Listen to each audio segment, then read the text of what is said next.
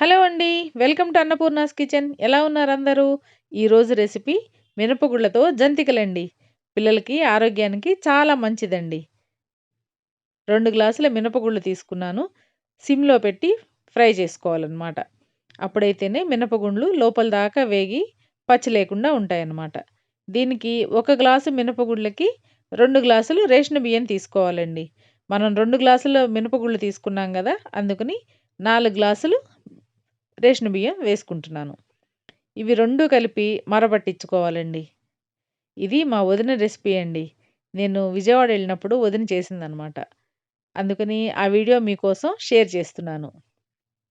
పిండి పట్టించుకున్నాక సగం పిండి ఎండు కారంతో చేస్తున్నాం అనమాట. సగం పిండిలోకి ఉప్పు, కారం ఇలా వాము గూడా నలిపి వేస్తే జంతికలు మొత్తం వాము ఫ్లేవర్ బాగా వస్తుందనమాట. అందుకని ఎప్పుడైనా జంతికల్లో వేసేటప్పుడు ఇలా నలిపి వేయండి. ఈ పిండిలోకి నీళ్లు వేడి చేసుకొని, వేడి నీళ్ళు, కొంచెం వేడి చేసుకున్న ఆయిల్ గూడా వేసి పిండి కలుపుకోవాలి. అప్పుడైతేనే మినపగుళ్ళు గదా! మనం వేసుకున్నది అందుకని జిగురు బాగా వస్తుందనమాట. ఇలా ఆయిల్ గూడా వేసేసుకొని, పిండి కలుపుకున్నాక పైన కొంచెం మళ్ళీ వేడి వేడి ఆయిల్ వేసుకోవాలి. అంతా కలిపి పిండి ఇలా మర్దన చేసుకోవాలనమాట.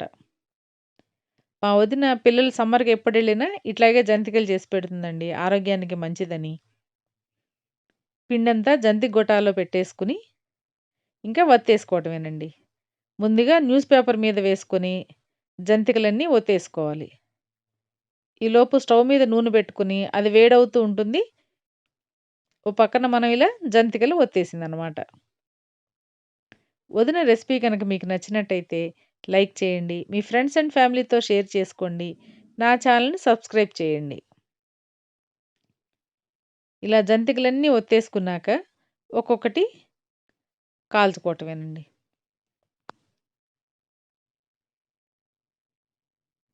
నూనె ఎప్పుడైనా సిమ్‌లో పెట్టే జంతికలు వేయించుకోవాలండి. అప్పుడైతేనే లోపల దాకా వేగుతాయి. అలా కాకపోతే పైనంతా వేగిపోయి లోపలంతా పచ్చి పచ్చిగా ఉండిపోతుందండి. మనం వాడేది మినపప్పు కాబట్టి సిమ్‌లో పెట్టి ఫ్రై చేసుకోండి. ఇవి జంతికలు తీసేసుకున్నాం కదా! ఇంకా మిగిలిన పిండిలో ఇప్పుడు పచ్చిమిరపకాయ కారంతో ఆ పిండి కూడా కలిపేసుకుందాం. పచ్చిమిరపకాయలు, ఉప్పు, కొంచెం వాటర్ వేసి ఇలా గ్రైండ్ చేసుకొని నీళ్ళన్నీ దీంతో వడగట్టేసుకోవాలి.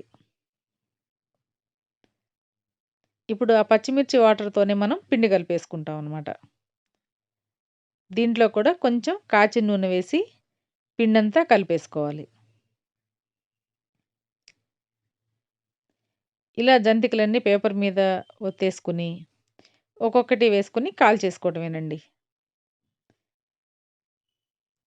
మనకి జంతికలన్నీ వేగిపోయాయండి. ఎంతో రుచికరమైన మినపగుళ్ళ జంతికలు రెడీ అండి. ఈ రెసిపీ మీకు నచ్చిందని అనుకుంటున్నాను. మీకు నచ్చితే ఒక లైక్ చేయండి. మీ ప్రతి లైకు నాకెంతో ఎంకరేజ్‌మెంట్‌గా ఉంటుంది.